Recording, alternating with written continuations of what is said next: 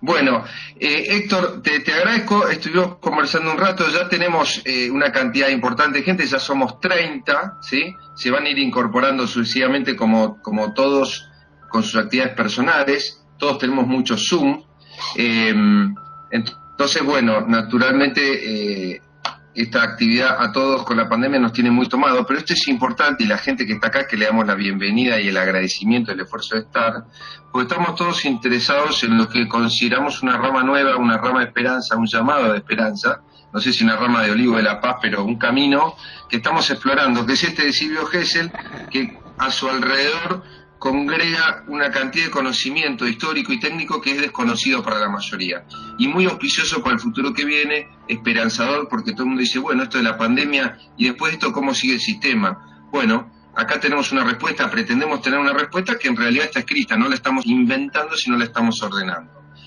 Dicho esto, a los presentes, y además de saludarlos y darles la bienvenida más formalmente del Instituto Silvio Gesell de Estudios Económicos, así se llama, que lo hemos fundado con algunos amigos de aquí y del exterior, le vamos a dar la bienvenida al doctor Héctor Sandler, que para mí es un prestigioso abogado, jurista y político, escritor, profesor, docente, académico, tiene una extensísima carrera en diversos ámbitos, pero me es particularmente grato y digamos, afectivamente tengo una cierta calidez porque junto a él y a otros miembros del Instituto Gioja hemos tratado de difundir el pensamiento olvidado de Manuel Belgrano, de Silvio Gesell, y estamos tratando de reconstituir esta línea de pensamiento histórico, económico y fiscal, y como siempre uno que se encuentra con gente que piensa como uno, se hace más amigo y tiene más afecto, naturalmente. Ahora vamos a tratar de conquistar otras playas, para abiertamente, no conseguir adeptos, sino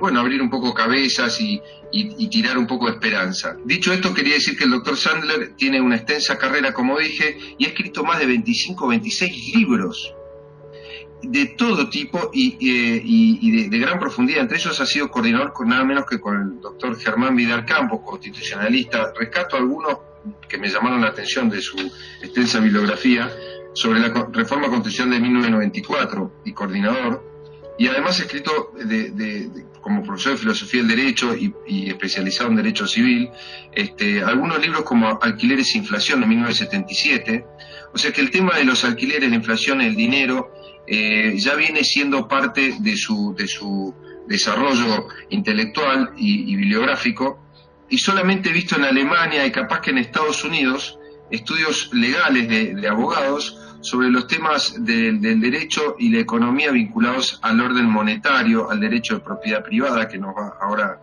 a desarrollar Héctor, y su relación con la tasa de interés, con el régimen fiscal, y entonces me parece esto que es una visión original, única, que tenemos todos los que estamos acá la oportunidad de escuchar. No van a escuchar muchos abogados realmente hablar de esto. Yo no conozco realmente, porque no se forman así nuestros abogados, por lo tanto, y economistas tampoco, así que en este sentido va a ser enriquecedor y se está abriendo una nueva vertiente. El doctor Sandler además ha sido profesor adjunto y titular de varias cátedras en la Universidad Nacional de México, por ejemplo, actualmente en la Universidad de Buenos Aires, también en Europa, ha sido profesor asistente en varias universidades y en la Universidad Nacional de Córdoba. Ha sido diputado nacional en 2 periodos, del 63 al 65 y del 73 al 75, con lo cual esto es excepcional. Tiene conocimientos como quizá muchos otros profesionales, pero muy particularmente orientados a la filosofía del derecho y a la filosofía espiritual del derecho, al orden natural también en el pensamiento y en el orden social, y un gran conocedor de lo que es el orden constitucional argentino y comparado. Con lo cual reúne una cantidad de condiciones particulares. También su hermano Guillermo Sandler también es economista, es especialista en temas fiscales y en presupuesto público, que está aquí asistiendo con varios libros, con lo cual reúnen ellos y él en particular esta posibilidad de juntar la economía, el derecho, las finanzas públicas con los impuestos, y en esto tiene que ver Silvio Gesell. Así que el reconocimiento que él hace al pensamiento de Silvio Gesell y a la obra suya de Libre Tierra, escrita en la Argentina dentro de la obra del orden económico natural, es muy auspicioso para todos nosotros porque indica que, más allá de que podamos o no estar en el buen rumbo, es consistente con la tradición constitucional argentina y con un pensamiento de un orden económico natural, cristiano lo llamamos nosotros, pero puede ser por supuesto espiritual y social, en el sentido de integrar otras disciplinas a la naturaleza del hombre y al desarrollo social. Es decir, hoy en día estamos en crisis acá en el exterior, necesitamos respuestas orgánicas y concretas, y creo que Héctor nos va a iluminar un poco en ese camino. Héctor, adelante, por favor. Bueno, muchas gracias.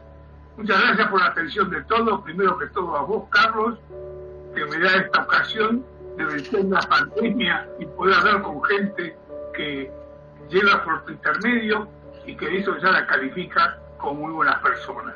Personas que yo creo que son o concurren para forjar mi pensamiento.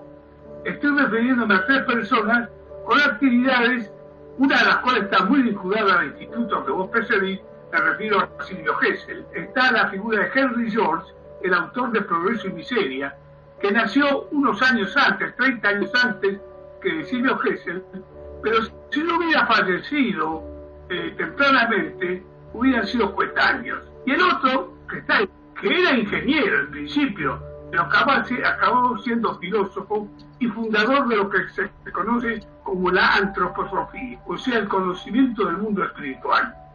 No sé si yo acierto en señalar la conexión entre estas 3 personas. Lo único que quiero decir es que estos 3 pensadores han influido en mi modo de ver las cosas. De tal manera que muchas de las afirmaciones que yo hago, de alguna manera puedo decir, copio pensamientos de ellos o he elaborado mis pensamientos con los suyos.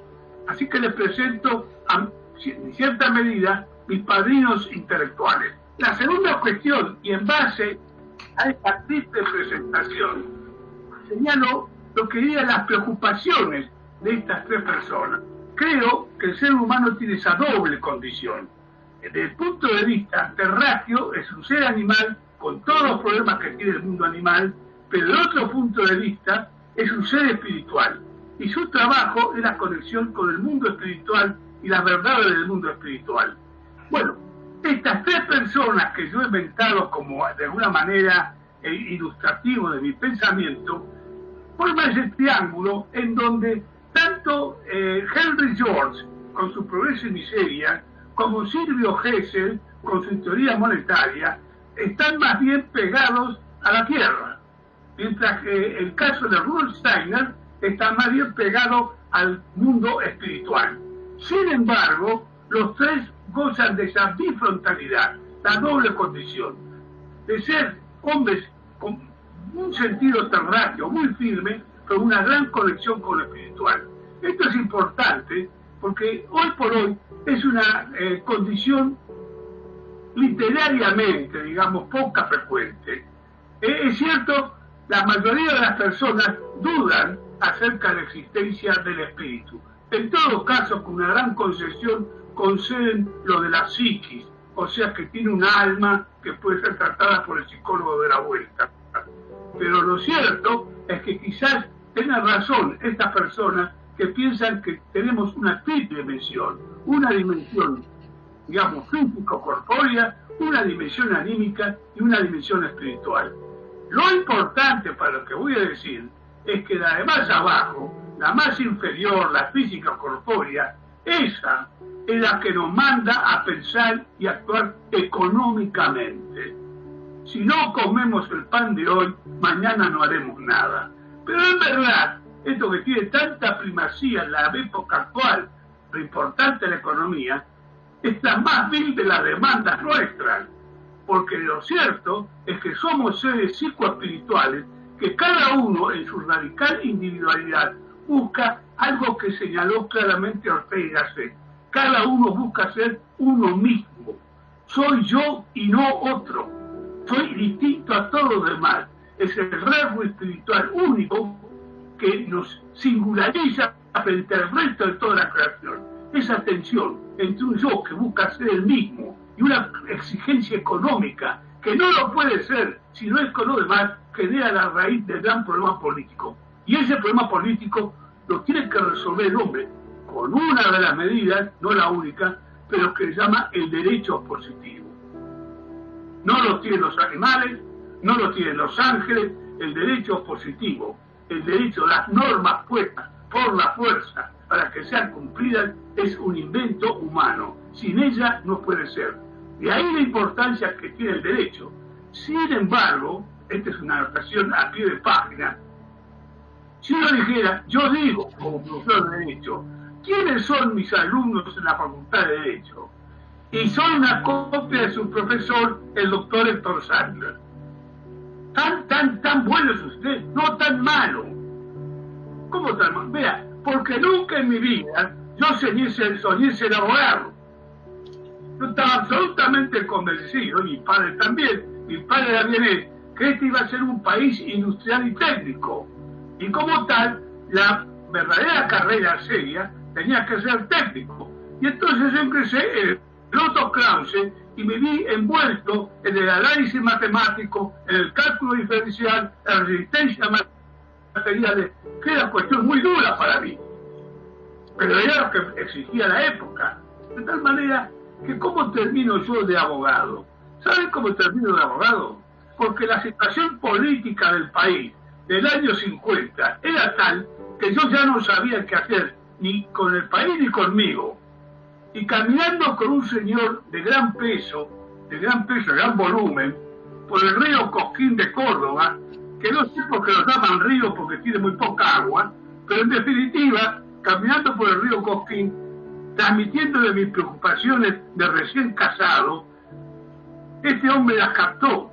Y era nada menos que el presidente del Tribunal Superior de Córdoba. Entonces, escuchando mi devaneo, que la vida que estaba haciendo no me gustaba, que me gustaba cambiar de profesión, me dice, dígame, ¿por qué no estudia abogacía? Yo me quedé sorprendido. ¿Cómo puede haber alguien que estudie abogacía? Tenía una pésima opinión de los abogados, los jueces, el derecho en general, como en general tenemos todos, en principio. No conozco a nadie que diga, qué buena idea estudiar abogacía. Mis propios alumnos repiten mi biografía. Como no sirven para nada y no tienen tiempo y pueden estudiar en el ómnibus algo, entonces sigo abogacía. Yo tengo alumnos muy jóvenes, medianos y hombres muy grandes. Bueno, al final voy a ver si me recibo de abogado. Es decir, desde ese punto de vista es una carrera deleznable. Y esto se transmite en la organización social. Porque se le trata de agregar títulos y diplomas, porque ser abogado a secas, ¿qué es eso? Y la verdad que la opinión pública, ¿no es cierto?, respecto a los abogados, no es muy preciada. Ahora, ¿cómo se combina con esta falta de prestigio de la profesión y el estudio del derecho con la importancia que yo le acabo de asignar al derecho como un principio de orden social? Bueno, combinar no se combina. Tenemos un derecho que es una porquería, que es distinto. Se junta una ensalada que no sirve ni para comer ni para tirar. Entonces, esto que le explico de mi historia personal, ojalá le sirva para reflexionar. Yo soy jurista por los problemas personales que he vivido a raíz de los pésimos acontecimientos en la sociedad argentina. Y no le echo culpa a nadie. Es decir, una especie de contradicción en los hechos que uno observa, porque lo puedo transmitir al carácter histórico. Mi padre era vienés. ¿Y por qué vino a la Argentina?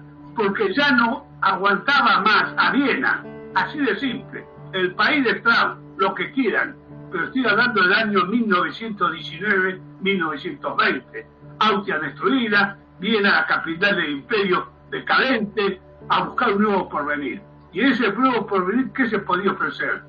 Uno de ellos era Norteamérica, pero en ese momento estaba cerrada la recepción de migrantes, no siendo Norteamérica la Argentina. Entonces yo vengo por parte de padre como un resultado de la Argentina como esperanza para la humanidad, y por parte de madre lo mismo. Mi madre era prácticamente catalana, Girbau era apellido, y lo mismo hizo mi abuelo don Joaquín Girbau, era albañil. No, acá en Cataluña no se puede vivir mal. Es posible que en la Argentina se pueda vivir.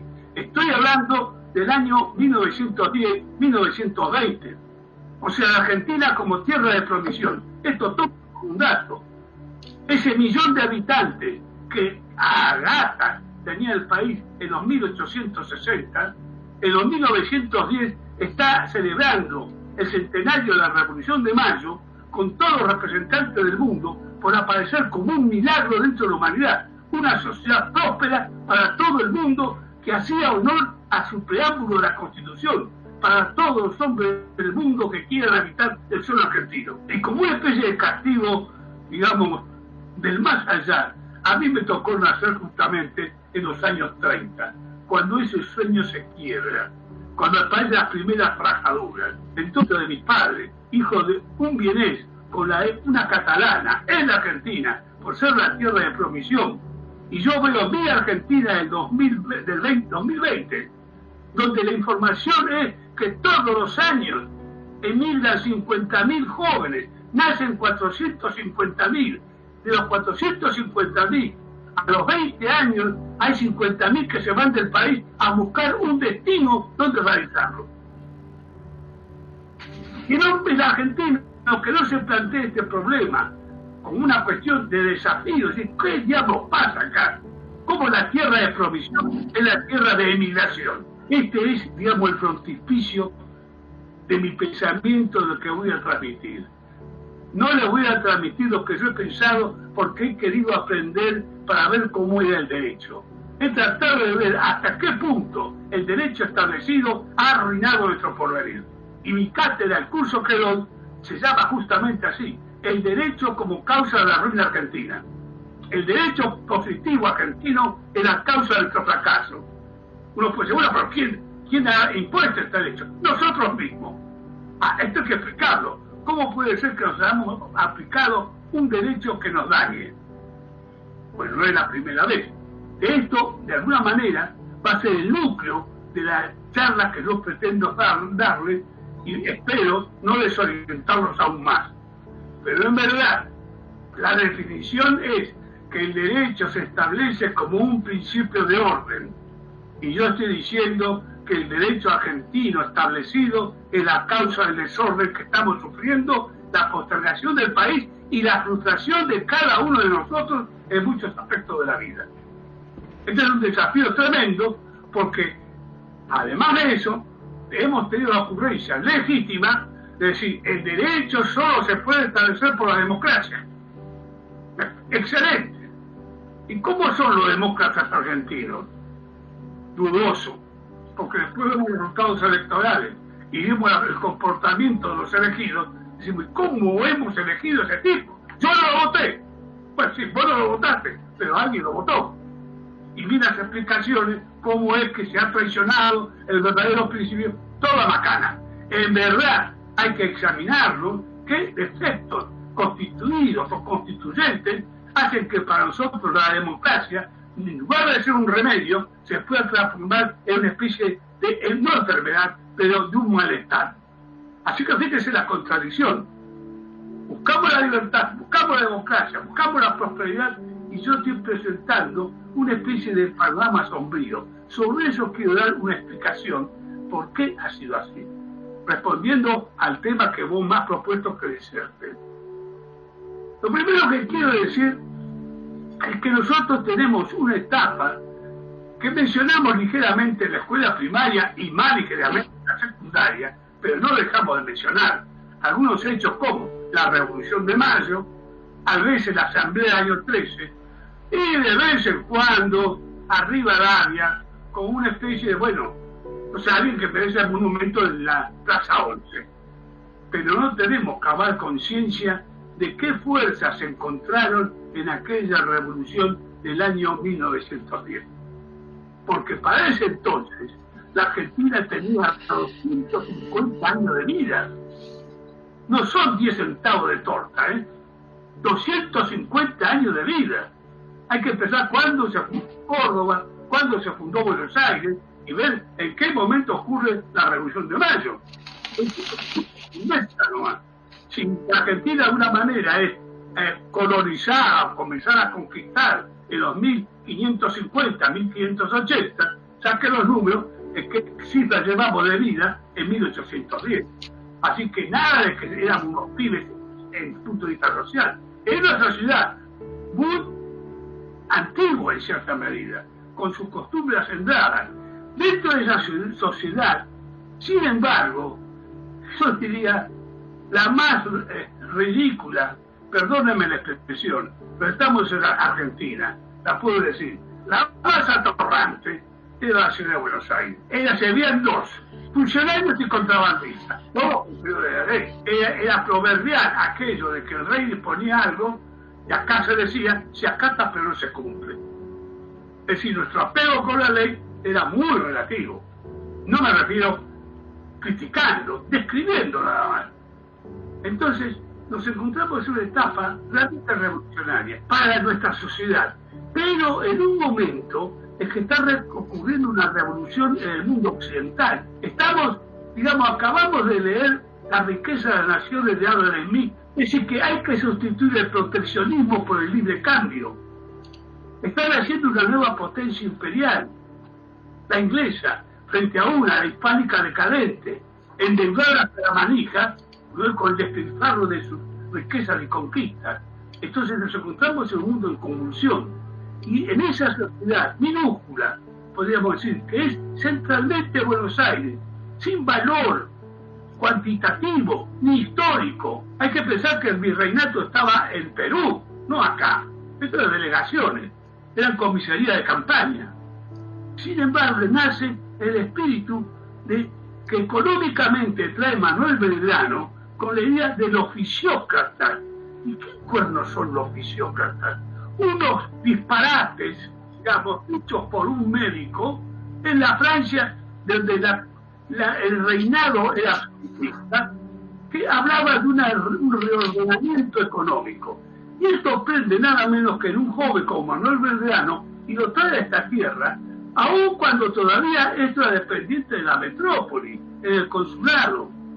Y las memorias de Manuel Belgrano lo revelan, esta nueva idea de un nuevo orden económico fundado en la libertad. Y esto es una especie de beta que se hace explícita en la Revolución de Mayo de 1810.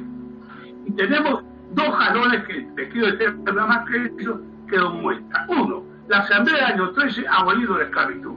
Dejemos consideraciones laterales de la oportunidad o no oportunidad, pero escúcheme, hicimos eso acá en 1813, cuando los norteamericanos, para hacernos a demandar una guerra de 4 años civil, con más de 1 millón de muertos, y en los años 1860, es decir, fuimos unos adelantados espiritualmente en eso, poniendo fin a la esclavitud. Y el segundo paso, queridos amigos, el segundo paso se llama ley de enfiteusis. Ley de enfiteusis. ¿Qué cuerno es la ley de enfiteusis? Bueno, cualquiera que haya estudiado Derecho sabe lo que es la enfiteusis. ¿Qué enfiteusis? La romana. ¿Y qué era? El alquiler del campo por 99 años. El latifundista no quería más problemas, ni con los hijos, ni con la mujer, ni los amantes. Entonces hacía un arrendamiento por los 29 años de su estancia, de su campo. Pero la Patriotas de Mayo toman esa ley y dicen, epa, esa es una ley inventada por los terratenientes. Pero si la aplicamos como gobierno nacional, ¿de qué consiste eso? Leamos la ley de enfiteusis, tiene 5 artículos. No se puede ser propietario de la tierra, está vedado. La tierra es del Señor. ¿Cómo se va a ser propietario de la tierra? Entonces, ¿cómo? No, la tierra es del Señor. Al Señor lo representa la nación. Y la nación, ¿usted quiere tierra? Sí. ¿Cuántos lotes? 28. Ahí tiene 28 lotes. ¿Me los llevo a casa? No. Usted es enfiteuta. Los tiene por 20 años. Bueno, está bien, 20 años. No, pero escúcheme. Se los lleva, pero tiene un costo. ¿Qué costo? Y tiene un tanto por ciento que pagar del valor de la tierra. Pero no vale nada. Tranquilo, no paga nada. Pero si llega a poblarse, si la llegan a demandar, a crecer, eso vale, le vamos a aplicar un impuesto al suelo. Ahora, vuelvo a los 250 años. Yo trato de ubicarme en la estancia de don Juan Manuel de Rosas. Hombre fino, elegante, buen mozo, dominador de la cabalgadura. Termina de domar un potro y llega a un chasque de Buenos Aires. Señor, ¿qué pasa? Los de Buenos Aires han dicho que no puede ser más propietario. ¿Cómo? No, que usted va a ser enfiteuta. ¿Qué va a ser enfiteuta? En verdad tampoco era propietario, era un tomador de tierra, pero de alguna manera, desde la época de los babilonios, el que tomaba la tierra era eso, era el dueño, era de su propiedad. Así que Rosas, que me perdone el general Rosas, pero es para dar un ejemplo, habrá dicho, estos son unos locos, ¿dónde están? En Buenos Aires, ya vamos para allá. Y entonces esto se acaba en un santiamén, dura 2 o 3 años en la arreglada compostura, pero la novedad es, primero, que los terratenientes se hacen cargo del poder. El más inteligente, el más sabio, el más bueno de Rosa, no el mayor, está el cargo del poder. El segundo, es que dijeron, che, pero esta ley de Fiteusis tampoco está loca. Lo que te dice es que hay que pagar un canon cuando vos ocupas la tierra. Bueno, hagamos una cosa, la usamos para ocupar la tierra, pero no pagamos el canon. Es la única vez que a Rosas, que era tan cuidadoso para su contabilidad pública, más o menos en 1836, no le daba los números, reúne a la Junta de Representantes y le dice, señores, tengo un problema, no me cierra el presupuesto, así que, ¿se acuerdan de aquel impuesto a la tierra? Sí, no. Bueno, se me ha ocurrido que por esta única vez le voy a aplicar un tanto por ciento. Nunca a la Junta de Representantes se le ocurrió decir ni chis a Rosas. Pero acá no dijeron nada, lo miraron como diciendo, ¿de qué estás hablando? Y Rosas dijo, está bien, olviden lo que dijo, y retiró el proyecto. De tal manera, queridos amigos, que esa ley de Fiteusis, de la que nadie conoce nada, duró hasta el año 1857. Escucha bien, cuando ya Rosas lo habían corrido, ya los militares habían tomado el poder, estaba todo tranquilo. ¿Y cómo duró?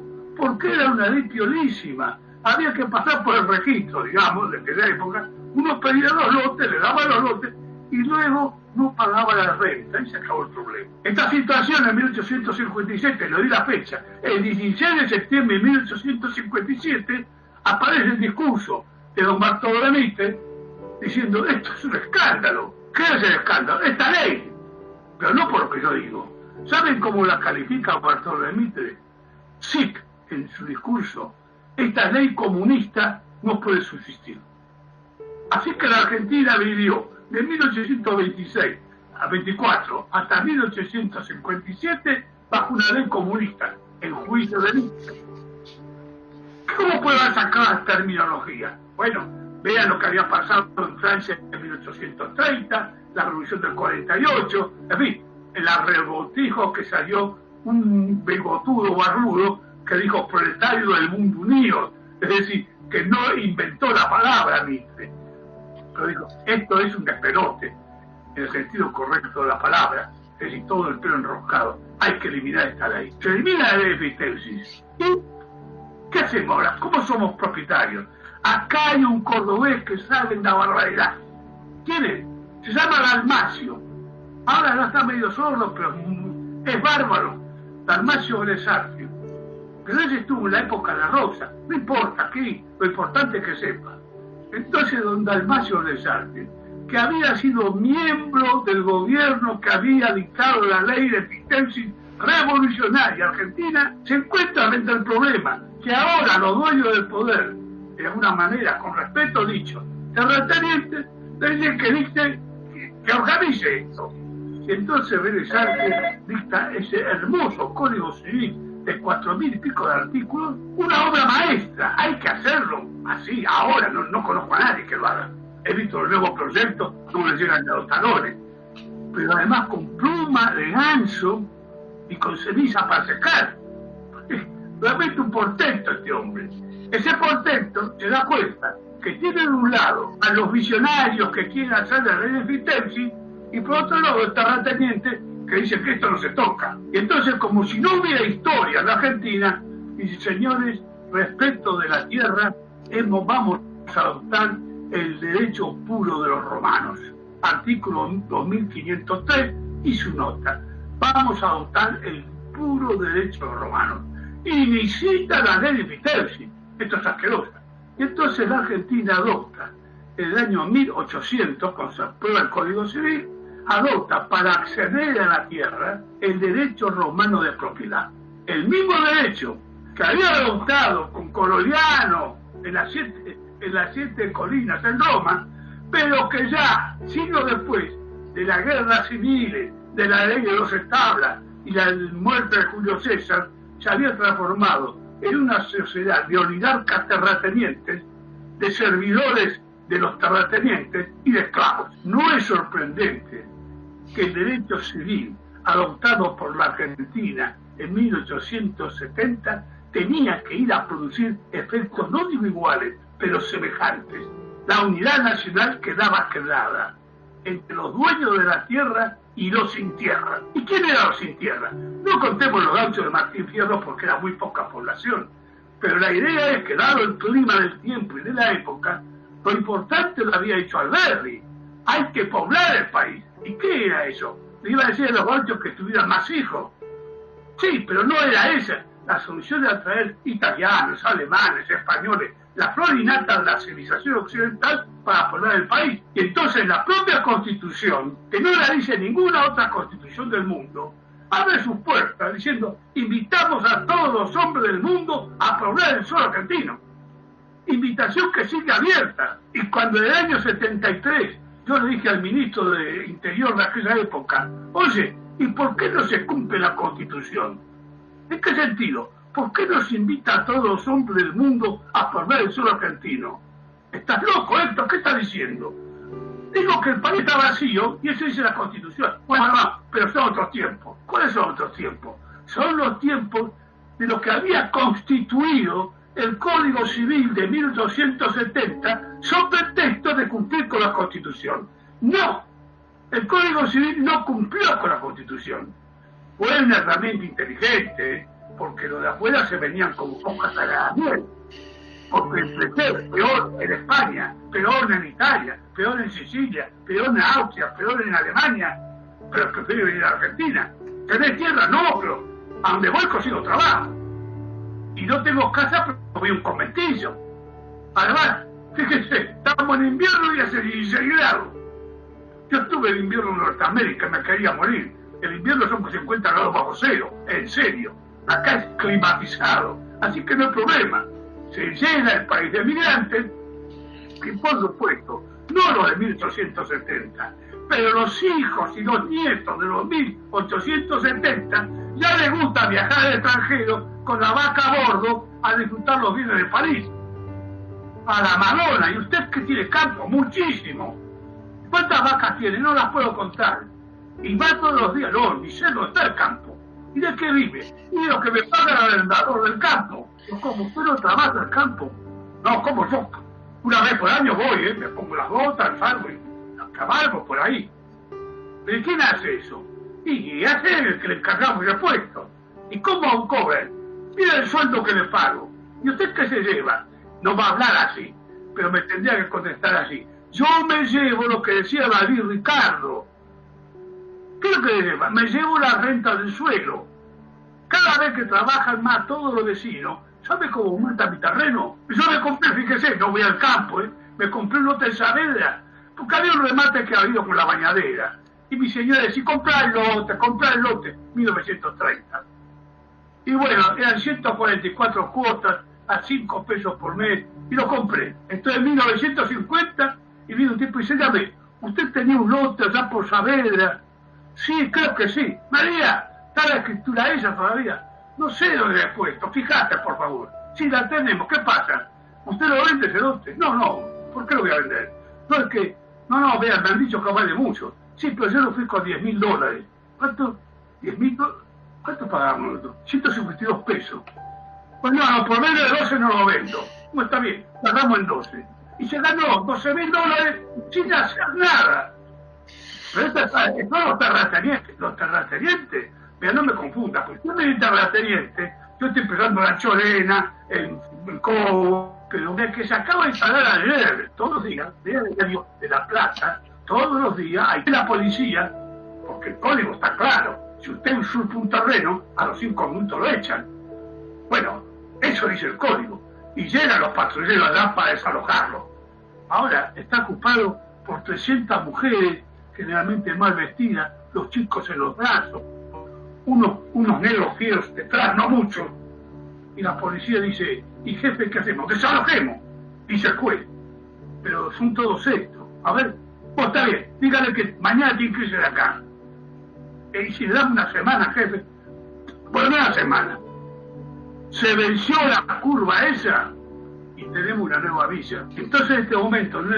Hay cerca de 1.800 villas alrededor del Gran Buenos Aires. Bueno, esto es culpa del gobierno de Buenos Aires. Y en la capital federal, no, bueno, la capital federal no es así, no me cuente. ¿Qué era aquello del que vos vivís en Los Caños? ¿En qué caños? En los caños de Puerto Nuevo, en 1930. Y los conventillos, y hoy, ¿por qué no se revisan la mayoría de las pensiones en la Avenida de Mayo? Yo las he visitado. Son pensiones de 50, 60, 150 personas, donde rentan la pieza por día. Y mi hijo no la familia. Hace 4 años que viven ahí. Pero son cirujas. No, son empleados. Pero no le alcanza para pagar alquiler. En cambio, pagando todos los días el pesito, pueden vivir. Toda categoría mínima de propietarios de la tierra. Una categoría máxima de propietario de la tierra por convivencia con su familia. Entonces el chico se casa, como Mario se casa así. ¿Y dónde va a vivir? Dijo que le podía hacer una casilla Tarzán en el techo. Bueno, pero por un tiempo nomás. Y bueno, Mario, el nuevo matrimonio, se instala en el techo con la casilla Tarzán. Pero hay cosas mejores. Entonces en 1950 se dicta, como este país es chico, tiene poco territorio, entonces dictaron la ley 13.550 de propiedad horizontal. Entonces vivo con piojo en costura, todo apilado. Toda la población argentina, el 90% vive en ciudades, llamando a ciudad toda población más de 2.000 habitantes. Yo he sumado a lo Mato Grosso. ¿Cuánto territorio ocupa el 90% de la población argentina? No llega a 10.000 kilómetros cuadrados. Escúchame, lo que digo. No llega a 10.000 kilómetros cuadrados.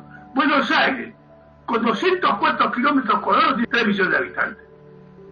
El Gran Buenos Aires, 2.000 kilómetros cuadrados, tiene 12 millones de habitantes. Y Rosario, y otro Rosario, y Córdoba, ¿verdad? Córdoba. Pues y nosotros son todos empleados públicos en cada provincia. La de Formosa, la Rioja, Catamarca, el Chubut. ¿Qué ha sucedido? Y bueno, si no hay tierra y no se puede pagar, la gente se aglutina en las casas. Pero ¿cómo sobrevive? Aquí tenemos que dar un salto, por el lado del derecho. Hemos arrancado con el derecho romano de propiedad que lleva a esto. Tierra en pocas manos y muy difícil de adquirirla cuando se llega a este mundo. Porque desde el punto de vista bíblico, ¿no? Cuando llega el bebé, si supiera hablar, los padres dicen, qué bello, qué hermosura de bebé, y de todo el parentela. Supongamos que el bebé hable, y abre la boca y dice, papá y mamá, gracias por haberme traído. ¿Qué lote de tierra me corresponde en este país? Yo no he escuchado nunca esa pregunta ni la escucharé, pero estoy seguro que la respuesta sería la mayoría. Nene, recién llegás y querés un lote.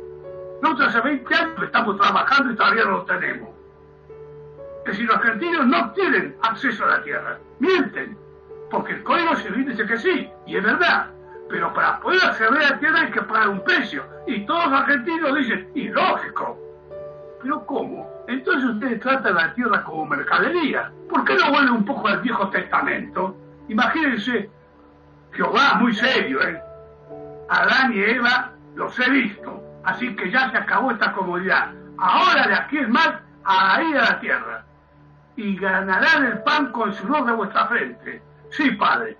Llegan a la tierra, al paraíso, y dicen, ¿dónde está la inmobiliaria para pedir un terreno? Esa parte no la encuentro en la Biblia. Así que, sin embargo, la Argentina sí, se nace con la idea que, bueno, en su momento, en la inmobiliaria considera un terreno, efecto del Código Civil.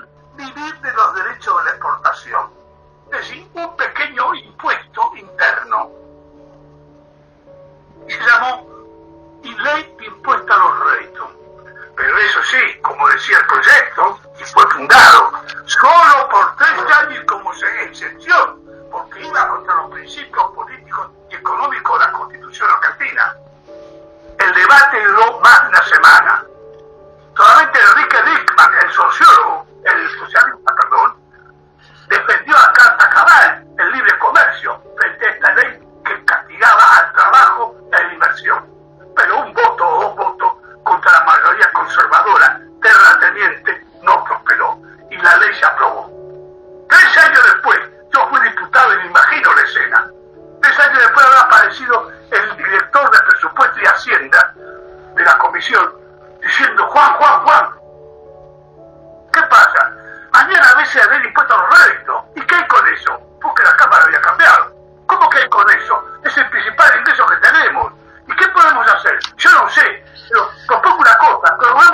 10 años.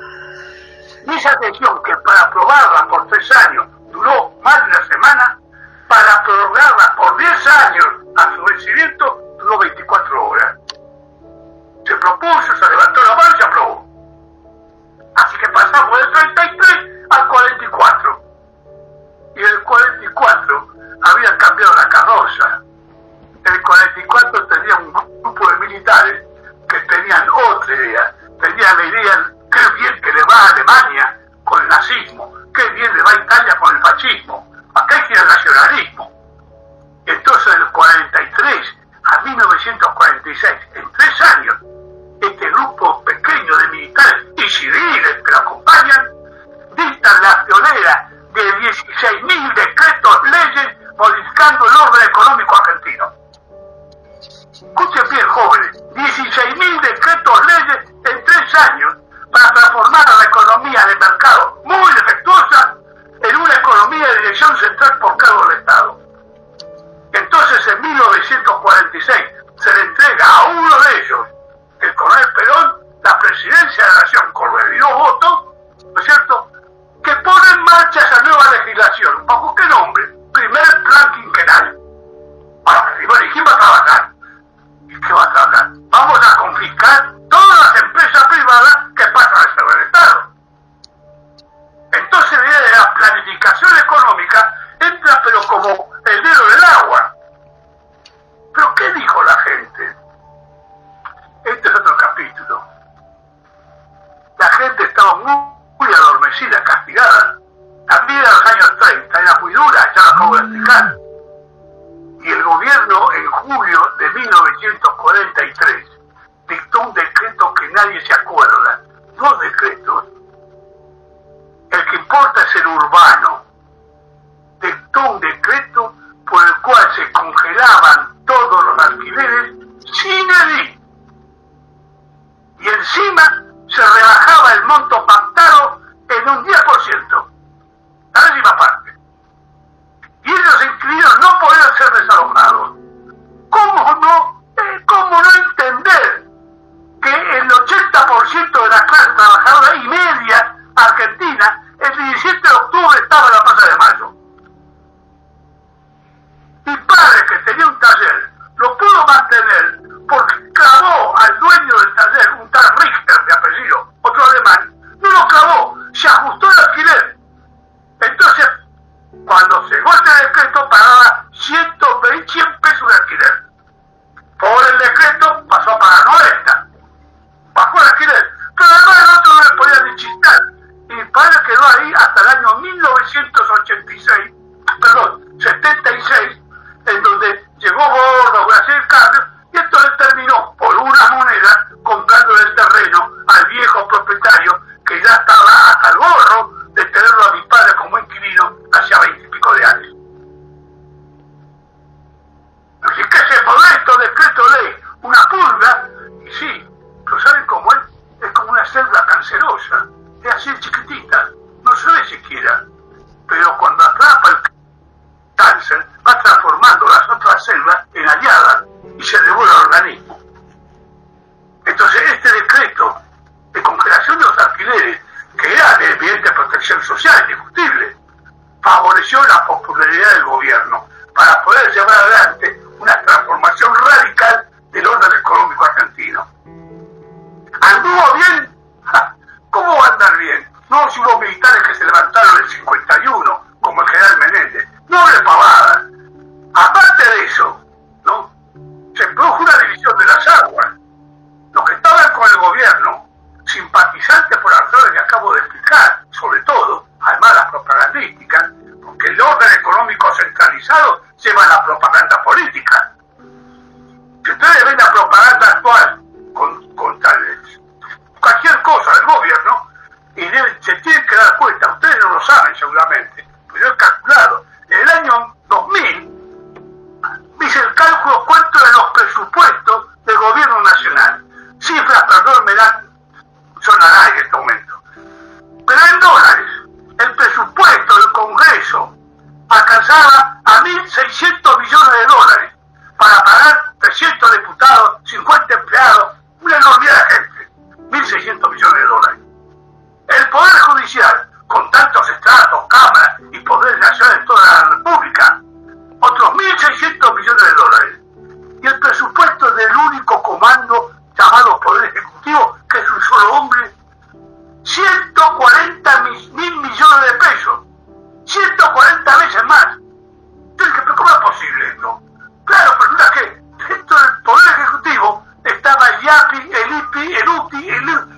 cualquier organización que nacía buscaba el amparo del Poder Ejecutivo. Si esto no es unitarismo, ¿qué diablo es el unitarismo? Y es hoy. Entonces, ¿qué sorprenderse que el Poder Legislativo en la Argentina no corta ni pincha? Mejor dicho, es el que cumple órdenes que da el Poder Ejecutivo. Hay gente que se opone, por supuesto. Yo cuando fui diputado me opuse a todas las leyes. ¿Sabe cómo fue el resultado? Salí electo diputado con 40.000 votos en Córdoba, porque habían puesto la ley proporcional.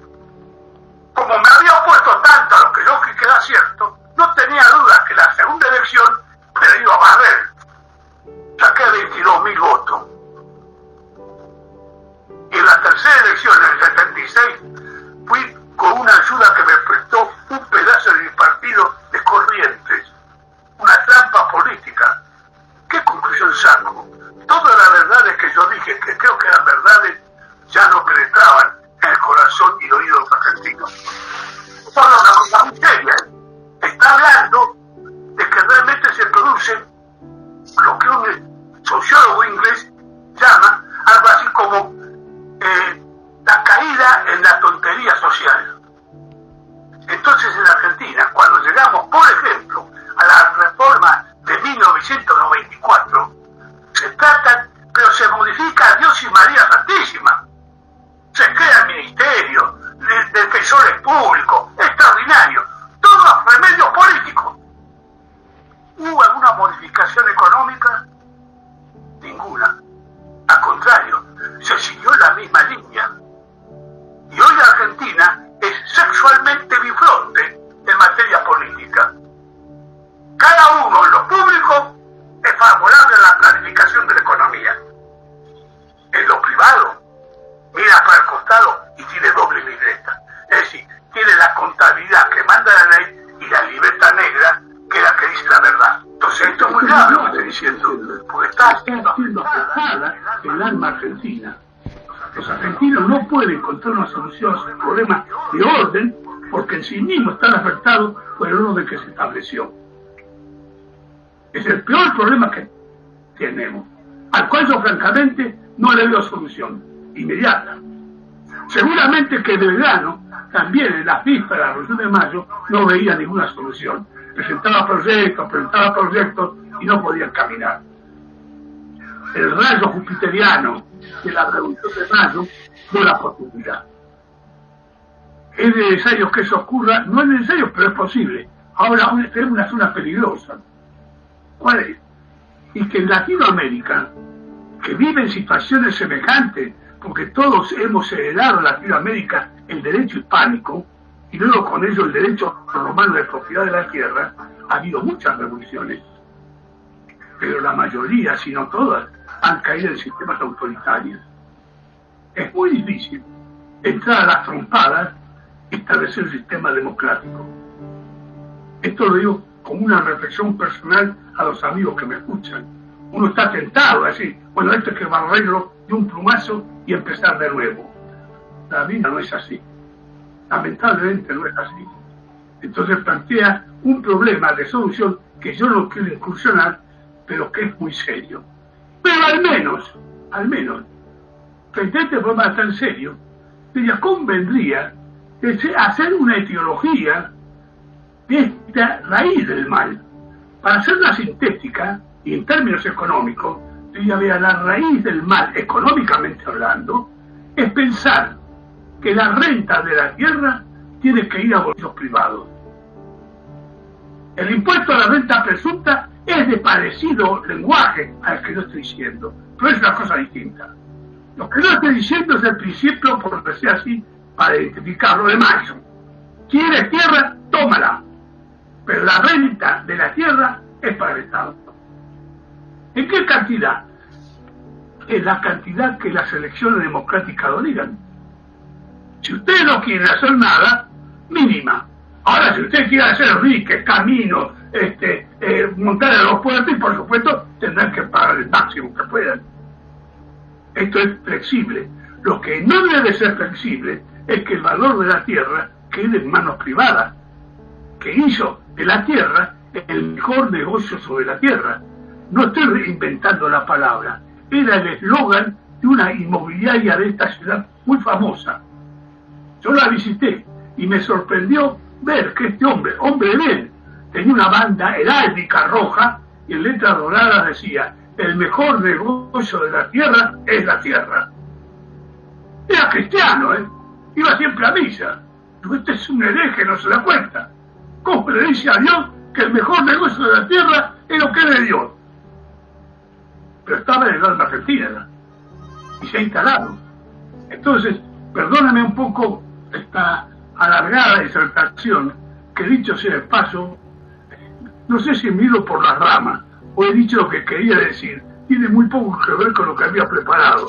Lo había preparado una especie de explicación técnica, pero me ha salido del corazón presentarle más bien como resultado de una experiencia personal, mi fracaso, pero la visualización convincente de que si la renta del suelo no va al fondo público, no hay más remedio que aplicar impuestos.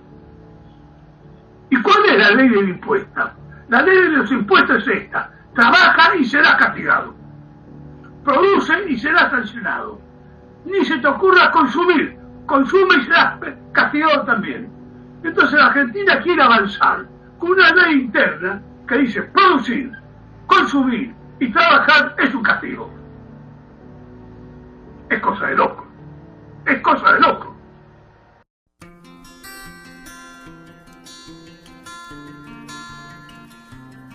La primera es el concepto y definición de lo que es el sistema de rentas de la tierra, lo que llamamos el sistema rentístico, de Alberdi en todo caso, o de Silvio Gesell. Bueno, dando la autoría consiste en distinguir entre las cosas físicas, llamada la otra del terreno, y lo que el terreno vale.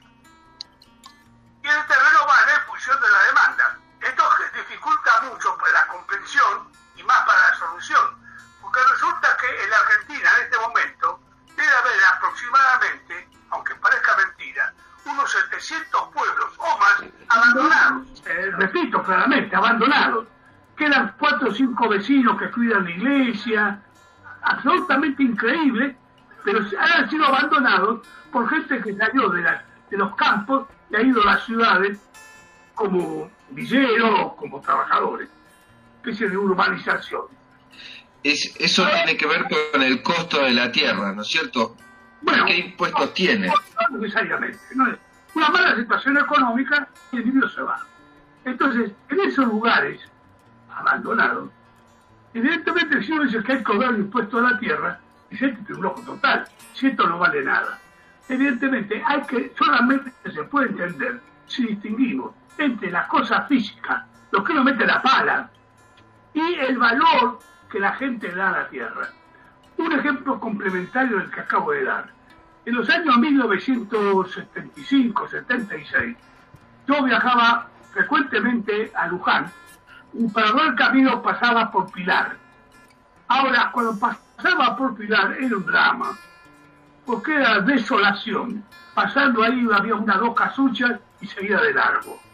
Cuando vuelvo del exilio, un milagro. Hay gente que dice: tengo un lote en Pilar, pero no cualquiera la tiene. Es decir, el fenómeno inverso.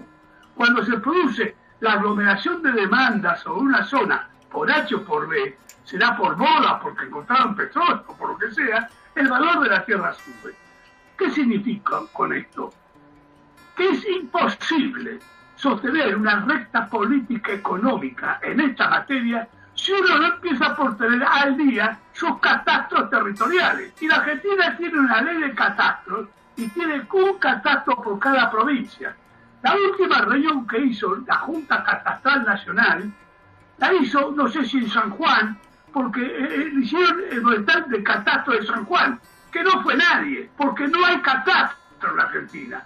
El único catastro más o menos elevado es de la capital federal, que he visitado con mucho cuidado y os aplaudo, pero como me dijo el jefe del catastro, yo llevo el catastro pero nadie me lleva el apunte, porque yo llevo el catastro del valor de la tierra libre de mejora según la demanda del mercado, que es lo más fácil para llevar, porque no creas que yo mando inspectores. Yo levanto el tubo y abro las 4 inmobiliarias que están alrededor y todos me dan el precio exacto del valor de la tierra como vale la tierra. Así que, pero yo soy catastro, rentas que cobran impuestos, tiene otra ley. Y la ley de impuestos a la renta, a la tierra, a la contribución inmobiliaria, vean lo que pagan ustedes, tiene un piso precioso en la avenida Quintana, y claro, por el piso pagan 5.000 pesos por mes, supongamos, que consideran que es altísimo. Y por el pedazo de tierra ocupan 10 centavos. Y claro, dividido en 70 pisos, 50 departamentos, ese lote ni se siente que se paga. Entonces, el sistema imperante oculta sus propios defectos. Y todo el aparato montado de catastro queda sin acción. Entonces, la primera medida que yo tomaría sería poner en acción al catastro. Es tan idiota como decir, si compro una empresa, lo primero que hago es hacer el inventario que compré. Entonces, si no hay una solución catastral, el camino queda bloqueado. En segundo lugar, no es necesario aparecer como jacobino y diciendo desde mañana a pasado mañana cambiamos la Argentina. No, hay que ser más modesto. Ir al tanteo. Esto lo saqué de experiencia del estado de Pensilvania en Norteamérica. Ahí, algunos agentes de esta idea, que son muchos, no son pocos, porque Norteamérica no es la Argentina, y una de las cosas es que de comienzo tuvo la ley del homestead, la ley del hogar. Si ustedes ven la película de Cowboy, acuérdense de aquella que iba el ejército con pobladores que iban tomando su lota de tierra. Había terratenientes en Norteamérica fuertes, pero no como la Argentina. Es decir, el sistema norteamericano es distinto. Porque yo vi en Norteamérica, en cada ciudad, hay grupos que piensan en este problema y luchan por el aumento de la mala contribución inmobiliaria libre de la mejora. Entonces, uno se aplica ese sistema modesto, donde va aliviando el impuesto. Supongamos, baja un punto del IVA y sube, le hicieron un ejemplo, y sube un punto en contribución inmobiliaria, ha empezado el buen camino, porque los efectos se van a empezar a notar enseguida. Ahora, nosotros hacemos al revés. Bajamos el inmobiliario, lo primero que se hace es bajar el inmobiliario. Palabra del intendente de la capital. Y lo segundo, aumentar el IVA. 20%, 25% al consumo. Es una bestialidad. No problem. Le pedimos la plata al BIT. Este de pedir la plata afuera muestra el colapso del sistema argentino. Son deudores frenéticos.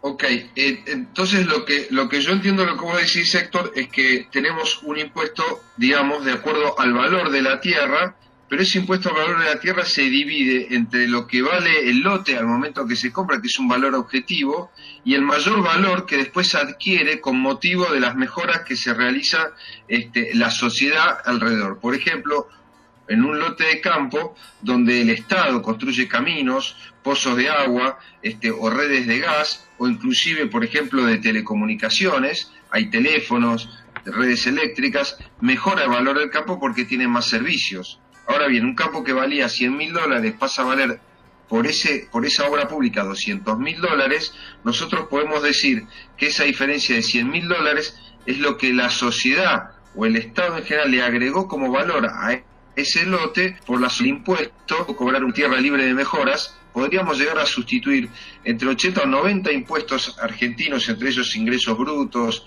impuestos al capital y al trabajo, digamos, por este impuesto a la tierra libre de mejoras, que realmente es un monto equivalente. Y en ese impuesto inmobiliario que incluía los lotes urbanos y rurales, en el caso de los urbanos a los departamentos de las distintas ciudades del país y a los lotes rurales, este impuesto que se cobra sobre la mayor valor que adquieren los departamentos o los campos sin hacer nada, es la base del impuesto. Es decir, yo por motivo del crecimiento económico, la mayor visión, el crédito, esto se ve lo de la burbuja inmobiliaria en Estados Unidos actualmente, los lotes cada vez valen más, sin que yo haya hecho nada. Entonces mi patrimonio aumenta y aumenta sin hacer nada. Eso es una renta. Y es una renta que yo gano por nada, porque mejora el Estado, porque mejoran los mercados, etcétera. Entonces ese mayor valor de mi patrimonio es una base imponible para que yo pague un impuesto de un 3, un 4%.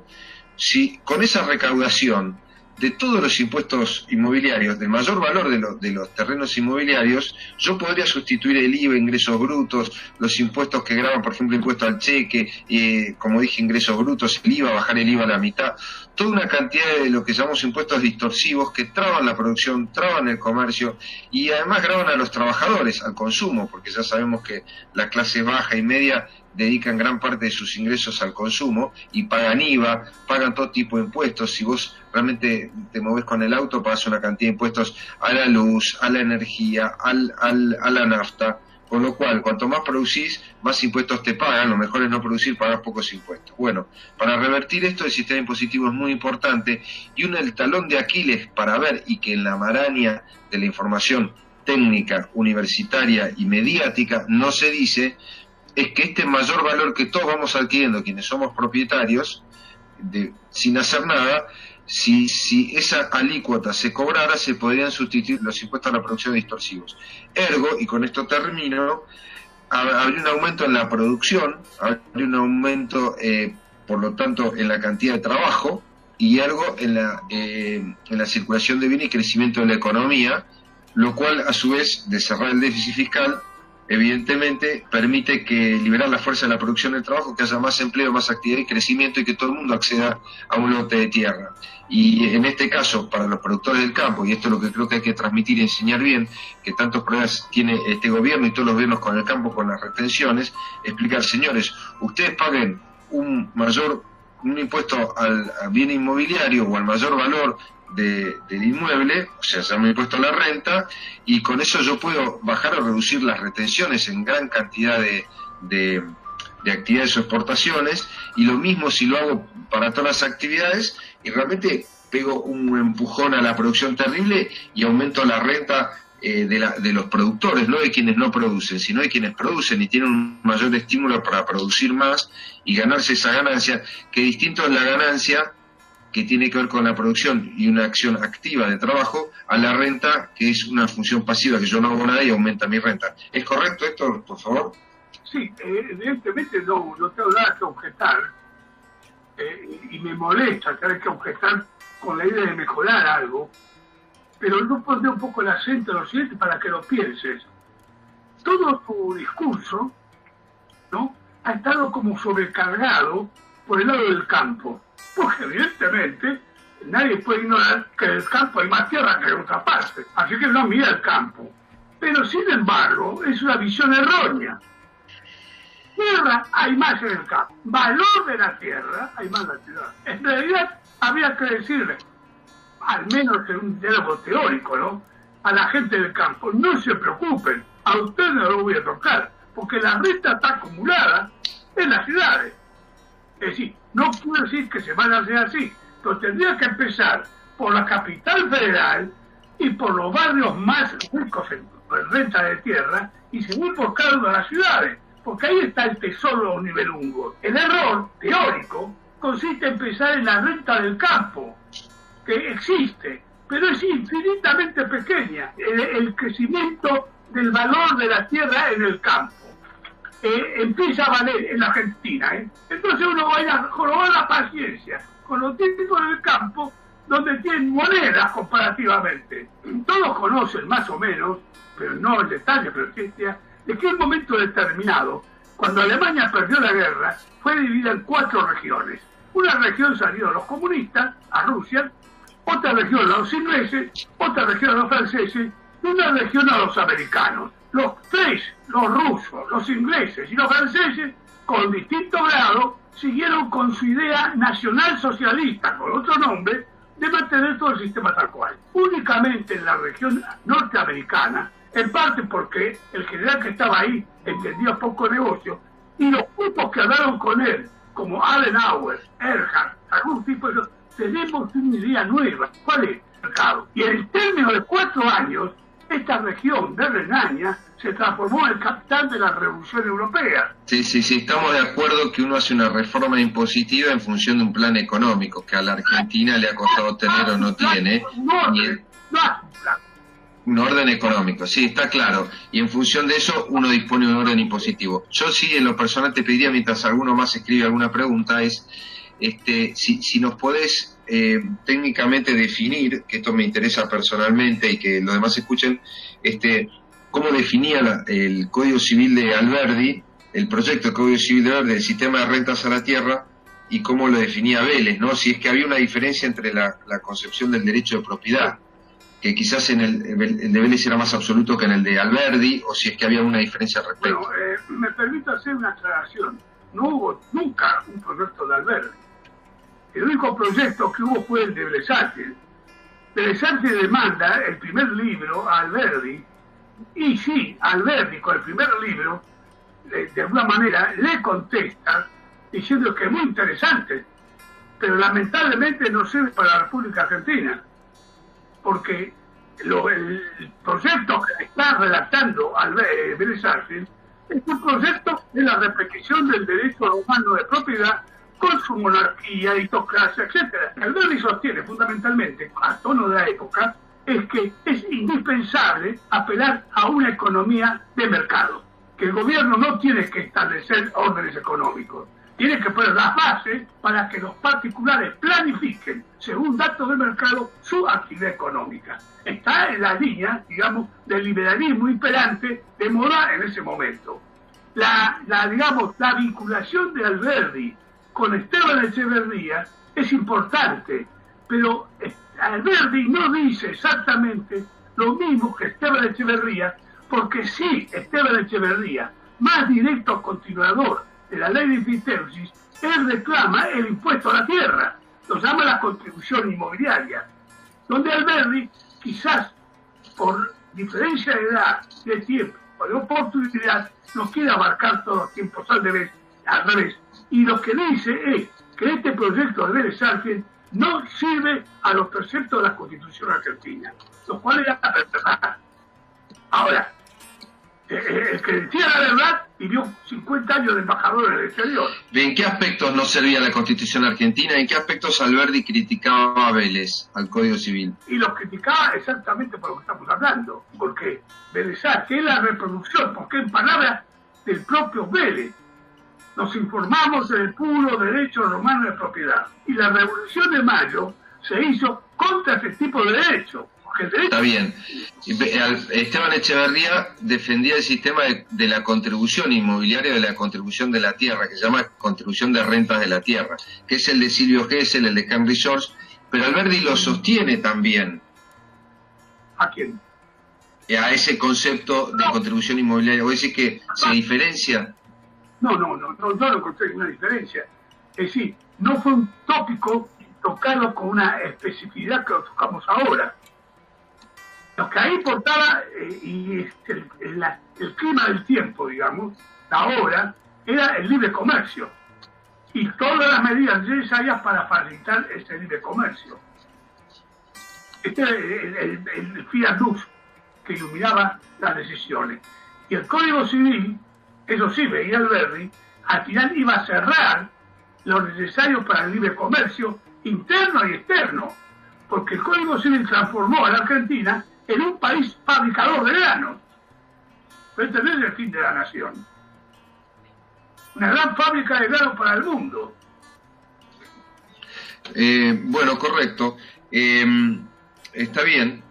¿Vos nos podrías decir algo en relación a los sistemas, no sé si actualizados? Yo tenía entendido que en el sistema rentístico hay un proyecto y una obra conocida de Alberdi que se llama el Sistema Rentístico y Económico de la Constitución Argentina, que es de 1854, en donde él describe un sistema rentístico con este concepto del derecho a la tierra o derecho de propiedad, distinto al absoluto que propuso Vélez Arfield. Sí, ahora, ¿esto es así? No especificado en los términos que lo estamos haciendo ahora.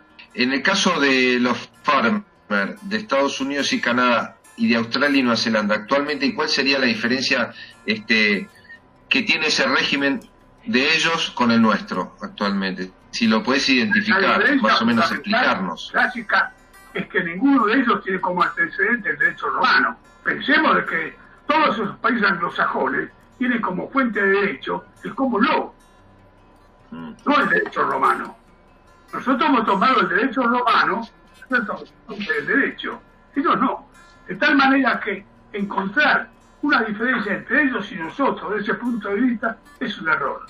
En segundo lugar, al adoptar como principio este sistema que lo que anda bien funciona, y si funciona anda bien, sin entrar en demasiadas disquisiciones, da una versatilidad muy notable en los países sajones. No se puede decir, como en los países latinos, estos adoptaron el derecho romano y son todos parecidos. Las manifestaciones son lo mismo. En cambio, no es así en el caso norteamericano, ni en el caso dinamarqués, ni en el caso noruego. Es decir, difieren porque los principios no son el derecho romano. Los principios son cómo pueden funcionar las cosas. Entonces, una primera observación. La segunda es que es un error muy grueso hablar de la gente se llama los Estados Unidos. Los que no hacemos cargo, lo que ese nombre significa. También la República Argentina se podría llamar las Provincias Unidas, pero no son los Estados Unidos. Son departamentos del gobierno nacional. Eso no es Estados Unidos. Yo te pregunto sinceramente, con todo respeto, ¿cuántas entrevistas vos conocés del gobernador de California o el presidente norteamericano? Si es que el gobernador de California quiere decir de que los estados federales de los Estados Unidos son estados federales. No son quizás en toda la medida, en todos los rubros, lo podría esperar. Hay avances del poder central, sobre todo en cuestión de la moneda y en cuestión de impuestos ocasionales, que desvirtúa el federalismo. Pero es un cuerpo distinto. A ver, Guillermo, ¿querés hacer una pregunta vos? ¿O comentar algo? Sí. ¿Puedo hablar? Sí, por favor, adelante. Perfecto, Héctor, pero yo creo que habría que hacer un hincapié en cómo se produjo la corrupción del derecho. Porque entonces yo normalmente lo llamo el derecho cristiano, porque es el derecho bíblico y es el derecho que reclama Jesús, que se vuelva a instalar en el pueblo de judío, que había sido invadido por los romanos y habían metido su derecho. Por eso lo expliqué en la charla anterior.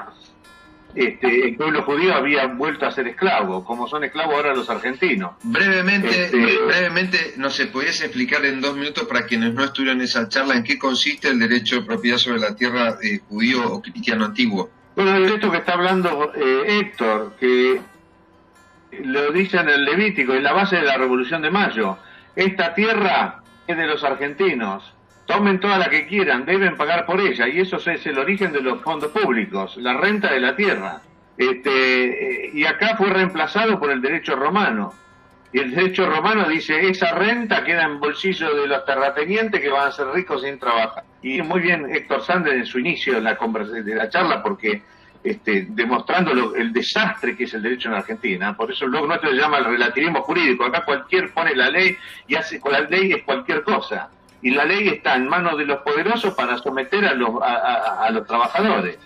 Y entonces, ¿cómo se produjo esa corrupción en el derecho argentino? Y bueno, tiene varios pasos, ¿no? Uno es el cambio de la escolástica salmantina por la napoleónica, o sea, la cristiana por la romana, en 1828, y van dando pasos. Y lo segundo es la nacionalización de las universidades, donde todo esto se filtra, se omite, y esto que debería ser la base de la argentinidad, la charla que dio Héctor Sandler, absolutamente desconocida, ¿dónde? En las universidades. Y esto es el derecho argentino. Correcto. Te agradezco, Guillermo. ¿Querés hacer algún comentario más sobre algún sistema de imposición o la posibilidad que hay en otros países? Y mira, brevemente así le doy el micrófono a otro, pero vos hablaste una vez de... Es absolutamente sorprendente cómo no se revisan y se hace una economía comparada, un sistema tributario comparado en nuestras universidades. ¿Y sabes por qué no se hace? Porque están dominados por el caucus de terratenientes, como pasó en las universidades del este de los Estados Unidos, bien denunciado por Fred Harrison, por Fred Harrison, y que echaron a todos los economistas clásicos, todo esto que decían economía neoclásica, que es la base del derecho romano. Entonces estamos sostenidos en base de la manera que está colapsando, igual que el Imperio Romano, con una parálisis intelectual fenomenal, porque nuestros intelectuales son guías ciegos que están fijándose en la letra de la ley y violan el corazón mismo de la ley. Entonces esto es un desastre total, ¿entendés? Correcto, eso es así, y ya vemos que en varios aspectos políticos, en el manejo de la deuda externa, finanzas públicas, en el gasto, por eso es difícil agarrar una rama de la política económica como es la política de ingresos, que se llama impositivo de impuestos, digamos fiscales, ingresos fiscales, sin conexión con el resto, ¿no? Porque ahí es un desorden general, me queda muy claro, pero es importante para nosotros entender también de dónde venimos para saber a dónde vamos, es decir, como identidad nacional americana, Revolución de Mayo, estos próceres que no han sido conocidos. El caso de Silvio Gesell, que nos reúne, es uno, pero ya hablamos de Juan Bautista Alberdi, de la Revolución de Mayo original, Moreno y Belgrano y otros. Por eso lo que buscamos rescatar eso para restablecer el orden jurídico original, pero también un orden económico, entre el que está, por supuesto, el tema de la usura y el sistema monetario en general. Es decir, hay un desequilibrio en general. Pero bueno, por eso en el aspecto impositivo nos interesa conocer qué tenían en mente los constitucionalistas, ¿no es cierto?, y los fundadores de la patria originales, ¿no? Para traerlo al día de la fecha, si podemos actualizar un poco. Si querés hacer algún comentario, Guillermo, sobre eso, y me interesaría que nos cuentes si sabés cómo es esto, por ejemplo, en Australia, que siempre tenemos ese... No, acaba de fallecer mi amigo Armando Rivas, y él decía que la corrupción de todo este derecho y la economía la produjo el nacionalismo católico. El nacionalismo en lo secular y lo católico, porque este derecho que defienden los hombres de Mayo es el derecho bíblico, es el derecho del cristianismo, pero el catolicismo vino a ser un híbrido entre lo cristiano en la ética de orden privada, pero en lo público sosteniendo lo romano. Y esto te conduce a la esclavitud. Por eso Jesús dice con toda claridad, no se puede amar a dos, no se puede servir a dos amos a la vez, pues se amará uno y acá se despreció el derecho cristiano, se despreció y se ocultó y se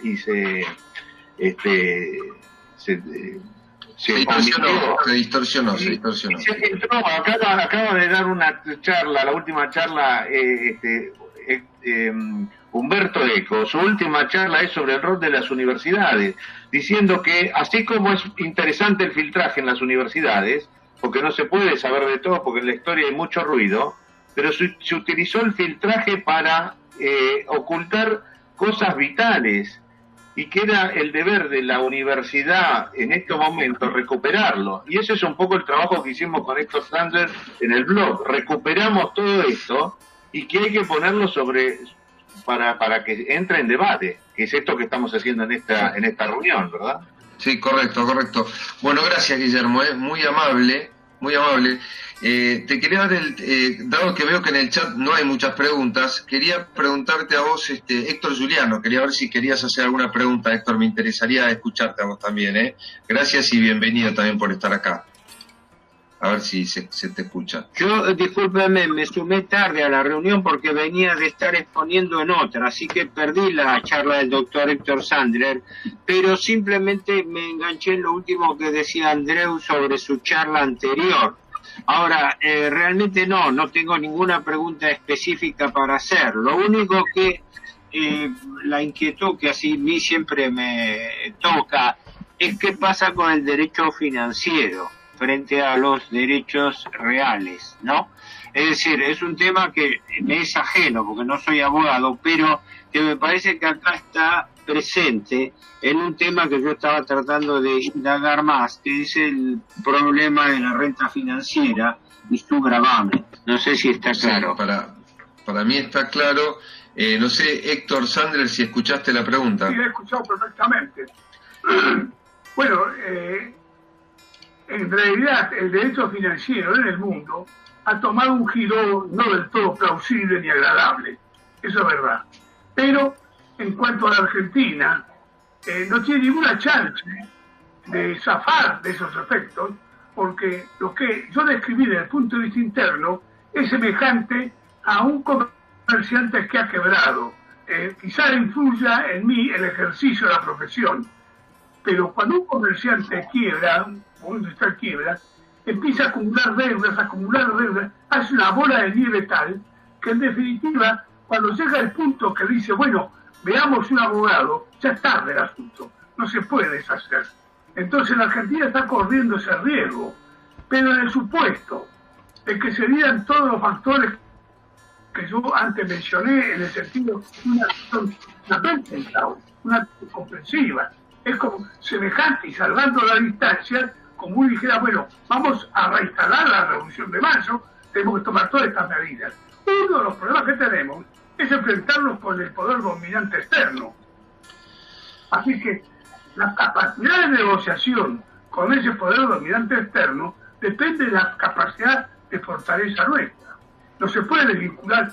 Si yo estoy de acuerdo, lo sigo leyendo en las lecturas casi semanales de Héctor Juliano sobre la enorme deuda que se va acumulando, pero lamentablemente es imposible pensar que no ocurra, porque es el modo de vivir de la sociedad argentina, porque está comiendo sus propios recursos. Perdón, no, quería precisar mi pregunta. Si bien el tema mío obviamente viene de inquietudes de la deuda, pero en este caso es una pregunta de tipo tributario, con respecto a la carga financiera que debiera llevar la renta financiera. ¿Me explico? Es decir, en este momento siempre se habla de impuestos sobre bases reales. Hay impuestos sobre el derecho a la propiedad, hay impuestos sobre el trabajo, hay impuestos, pero ¿cómo queda dentro de este esquema el sentido de gravar cualquier renta financiera? ¿Qué proporción debiera llevar en relación a la renta productiva? Para poner un ejemplo, que lo estamos viviendo, ¿qué tiene que gravarse más? ¿La propiedad, sea rural, sea urbana? ¿El trabajo a través de los aportes y contribuciones? ¿O la renta del capital financiero en operaciones bursátiles, etcétera? Incluso con esta deformación del impuesto a la renta financiera sobre los plazos fijos, que es una contradicción, porque eso desalienta el ahorro, ¿no? Y creo que ha sido incluso omitido últimamente, ¿no? Pero me refería a ese dilema que es más de derecho tributario, en el sentido de decir, ¿qué es más justo gravar? ¿Dónde es más válido apretar la presión tributaria? ¿En los recursos reales, es decir, en los bienes y servicios reales, o en los bienes y servicios financieros, es decir, las transacciones bursátiles, bancarias, etcétera? Ese era el sentido de la pregunta mía. Aunque no sé, pido perdón si me desvié un poco del eje de la charla original, ¿no? Yo te voy a dar una primera opinión basada en lo que Héctor Sandler dio en una de sus clases de Instituto Gioja en la Facultad de Derecho, que fue muy interesante, que Héctor hizo una distinción que fue muy práctica, fue la siguiente: uno sobre los derechos reales, que son las cosas, inmuebles, autos, y otro personaje que son los contratos, un alquiler entre las personas, un préstamo y un título. Por ejemplo, dentro de lo que son préstamos, los préstamos bancarios, todo tipo de garantías, etcétera, el mercado financiero en general. Cuando se vincula a los títulos, o el mercado financiero, o las obligaciones personales con las obligaciones reales, es la hipoteca. Yo vinculo una obligación personal con un derecho real, que es la tierra. Y volviendo a lo tuyo, Héctor, ahí tenemos una distorsión que yo creo que, para simplificar, que lo que tiene que ver con las obligaciones financieras y las deudas financieras que tienen que ver con el dinero y con títulos que son de carácter personal y que no están vinculados con las cosas reales, es decir, con la tierra, con los inmuebles o incluso con los autos, se entiende a desapegar, ¿no es cierto? Se tiende a desapegar, porque se multiplican las deudas financieras, pero las vacas no se multiplican como las deudas financieras, sino que tienen un régimen orgánico de crecimiento. A veces hay menos, a veces hay más cabezas de ganado, digamos, y lo que tiende a ocurrir con el sistema monetario nuestro es que cada vez tenemos más deudas, pero la producción de bienes es la misma. Entonces, lo que yo creo, vos, Héctor, corregime, Juliano, lo que estás planteando es que esto va a lo mismo. Si yo voy a la renta financiera, es decir, tengo que calcular, digamos, ese mayor valor o ese aumento o multiplicación del valor del dinero de los títulos como renta en relación a su valor original. Digamos, no sé si vos te estabas refiriendo a eso. No, a ver, vuelvo a pedir perdón porque a lo mejor introduje un tema que es marginal, pero la inquietud mía es de orden práctico.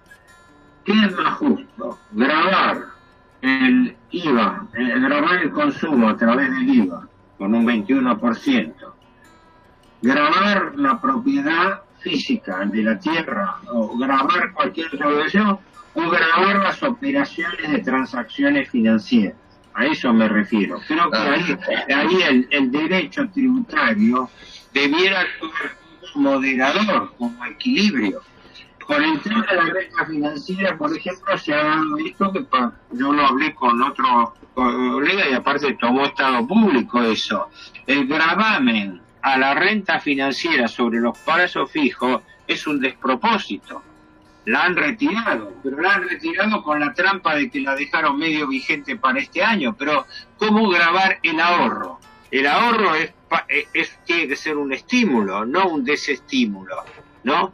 Y se planteaba en ese sentido, porque eso es importante, porque caso contrario se están tomando medidas contra la capitalización. Por ejemplo, el año pasado o el anteaño, cuando se instauró el impuesto a la renta financiera, que alcanzaba los plazos fijos, resulta que las transacciones en dólares no estaban alcanzadas, con lo cual era un estímulo al revés, se estaba estimulando a la gente que era más rentable comprar dólares que mantener plazos fijos, porque los plazos fijos tenían un gravamen, mientras que las transacciones cambiarias no lo tenían. ¿Me explico? Sí, claro.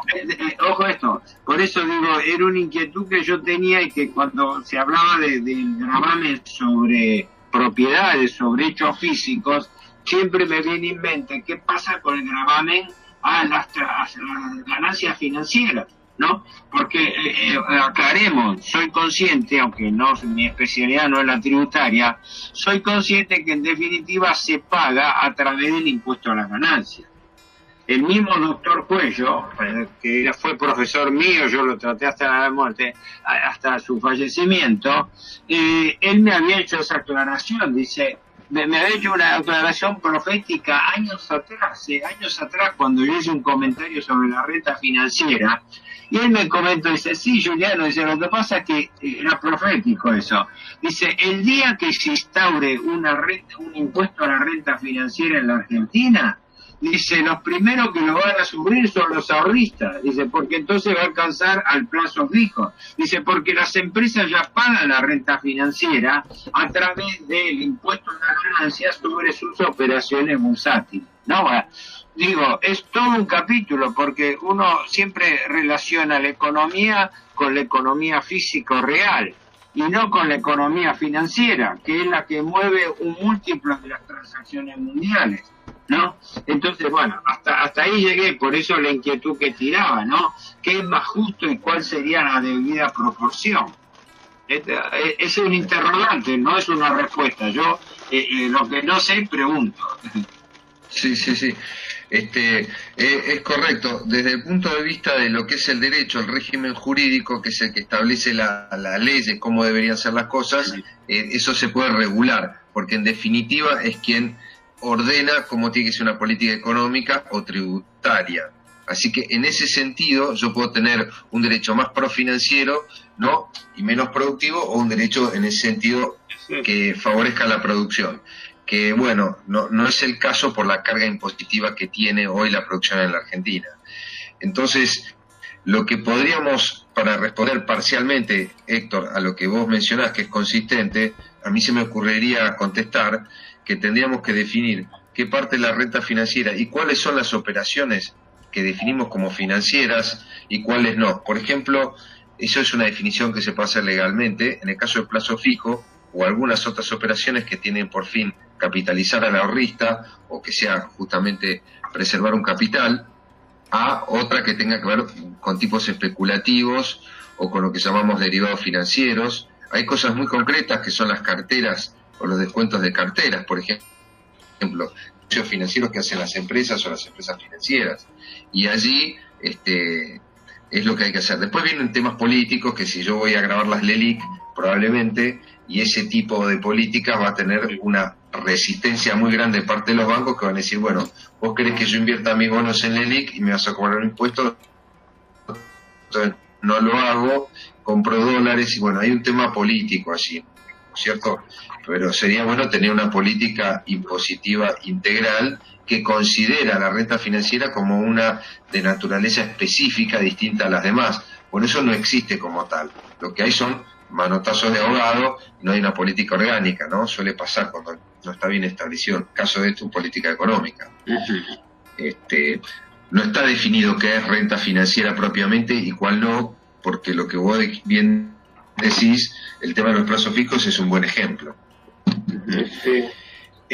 Carlos, yo quiero hacer una aclaración, porque acá hay un problema con el sistema financiero que es de la misma magnitud del sistema fiscal, ¿no? Así como hay un sistema fiscal natural o del cristianismo, donde la base de los recursos públicos, la renta de la tierra, y su opuesto, el derecho romano, donde el régimen de impuestos es al trabajo, o sea, uno a la tierra y otro al trabajo, en el sistema financiero cristiano también es diametralmente opuesto al romano. El sistema financiero, los principios del sistema financiero cristiano dicen que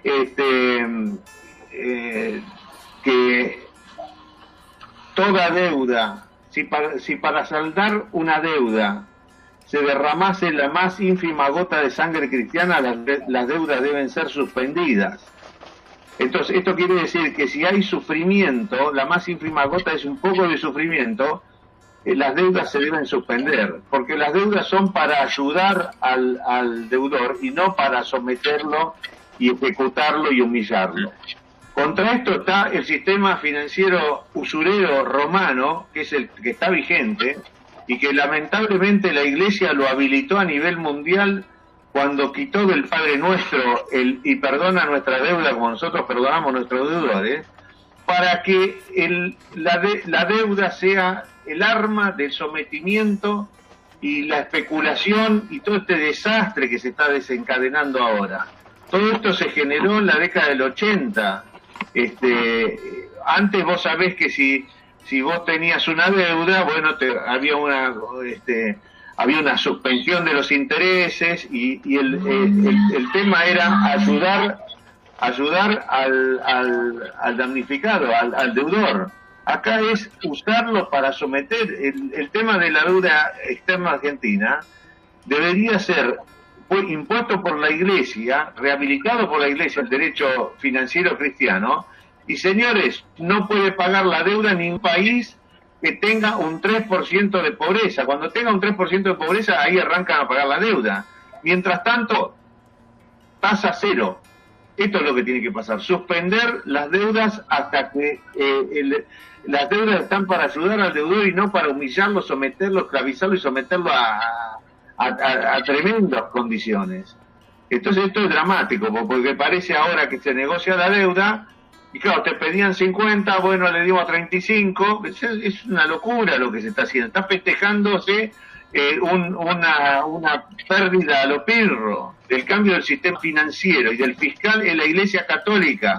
Este es el tema. Por eso se ha demorado lamentablemente la economía para Francisco por motivo de la pandemia, pero yo pienso que ahí se iban a poner presentes estos principios de orden del cristianismo ocultados por la historia, ¿no? Así que, bueno, quería decir eso porque es de la misma magnitud de lo fiscal, ¿te das cuenta? Si empezamos a ver qué impuestos sacamos, acá los economistas dicen, bueno, saco este impuesto y pongo estos 4, porque no ven la renta de la tierra, no la pueden ver, no está en lo que han estudiado, por eso Jesús lo llama guía ciego. Bueno, es muy interesante, gracias Guillermo, porque como vos indicás el de guía ciego, porque no está en el libro, esta es parte de la función que tiene este encuentro, que tiene el instituto, muchos de los que estamos acá, estudiosos del tema. También hay que decir que es transdisciplinario, nos honran su visita a algunos miembros con otras profesiones, y que realmente es transdisciplinario, pero sin caer, digamos, sin derivarnos en esa situación. Lo que vos mencionás, Guillermo, es que no están los libros, entonces hay que poner luz, hay que trabajar no solo en los medios o en el Congreso, que es donde sale el derecho positivo, sino que los legisladores tampoco lo conocen. Y entonces realmente donde se forman nuestros profesionales, donde hay consejos profesionales o revistas de opinión, es donde esto tiene que empezar a figurar. Todos los que estamos acá seremos mensajeros un poco de esa ley, y yo creo que más allá de estar a favor o en contra en el medio de lo que por ejemplo es una propuesta como renta universal, como se llama con ese nombre, renta básica universal, ahí tenemos un término, renta básica universal, que irían a favor de los principios de que existe una renta de la sociedad que debe ser distribuida sobre sus integrantes. Esta sería una vuelta a un derecho cristiano original que tiene que ver con esta concepción. Lo que pasa es que tampoco está desarrollada desde ese lugar y puede ser un problema, como siempre, desvirtuar esto en un existencialismo, en otro tipo de distorsiones. Perdón, ¿no? Carlos, sí, se está desvirtuando, porque acá, decir, bueno, sacame el 60% del fruto de mi trabajo con impuestos y después dame la renta. No, señores, hay que sacar los impuestos del trabajo. Esto es así, correcto, con eso claro. nos pegamos todo. Claro. Es dar vuelta, es empelotar, o sea, pelos revueltos. ¿Entendés? Sí. Esto es un nudo gordiano lo que tenemos acá. Y entonces, ¿cómo solucionar el tema del nudo gordiano? Hay que cortar con esto, y señor, el sistema financiero mundial dice, si no se pueden pagar deben ser suspendidas. Punto. Y el momento que estamos viviendo es genial, porque la tasa de interés mundial es del 0%, pero la Argentina paga una bocha. Sí. Estamos en el mejor momento, pero esto se debe tratar. Lamentablemente la pandemia dilató estos asuntos, sobre todo en el seno de la Iglesia. Sí. Perdón, agrego esto, aunque no voy a entrar ahora en el tema que estoy hablando continuamente, con el tema de la renegociación. La actual negociación de la deuda toma como referencia una tasa del 5%, aunque es creciente, el promedio da 3,307, pero la tasa pactada es una tasa creciente que llega al 5%. Quiere decir que la Argentina se va a endeudar a través de este nuevo acuerdo a una tasa 5 veces más alta que la del mercado internacional, donde la tasa, como dice Andreu, está en 0%, donde hemos mandado una carta junto con Javier Llorens y con Alejandro Almodóvar señalando esa simetría. Los bonos del Tesoro norteamericano a 30 años rinden el 0,25%. Y las tasas a las cuales sería prestada como ayuda la masa de dinero que recoge la Unión Europea, los 750.000 millones de euros, de los cuales la mitad se van a prestar a los países necesitados como España e Italia, se está establecido que se van a prestar como máximo una tasa del 1%. Por eso nosotros recogimos, digo nosotros porque fue la carta conjunta que hicimos llegar la semana pasada, el día 29 al presidente, y que el presidente hizo todo lo contrario, ¿no? Donde se recomendaba el tema del retiro de la oferta para contraofertar sobre la base del principio de igualdad financiera, que los países emergentes se endeuden a las mismas tasas que se endeudan los países desarrollados, como un tema de equidad, ¿no? Y que fue, bueno, totalmente desoída, ¿no? Entre paréntesis, el presidente hizo exactamente todo lo contrario, se allanó a la exigencia de los acreedores, pero el sentido era ese. De todas maneras, perdón que yo no sé si contribuí a desviar la conversación, pero la inquietud era esa, cómo el impuesto sobre el gravamen sobre las operaciones financieras puede actuar como compensador o como equilibrio de la disparidad de ingresos, es decir, como un contribuyente. Y recuerdo lo último, la tasa Tobin, que nunca ha sido aplicada, se basaba en el gravamen sobre la volatilidad de capitales, y la han ignorado olímpicamente, porque es la clave del asunto, es decir, la clave es la descompensación cambiaria que provoca la volatilidad financiera. Si esto se grababa, era una forma restrictiva y la han ignorado totalmente, ¿no? Sí, totalmente. Sí.